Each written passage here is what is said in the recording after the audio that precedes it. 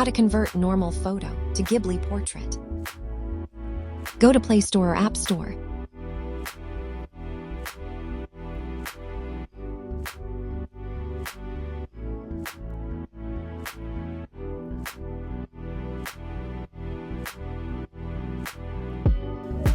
Click continue.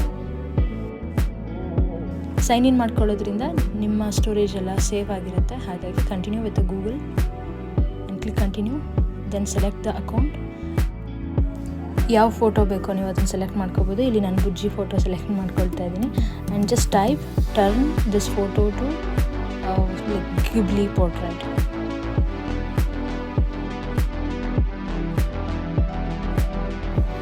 After few minutes, we can download the Ghibli portrait.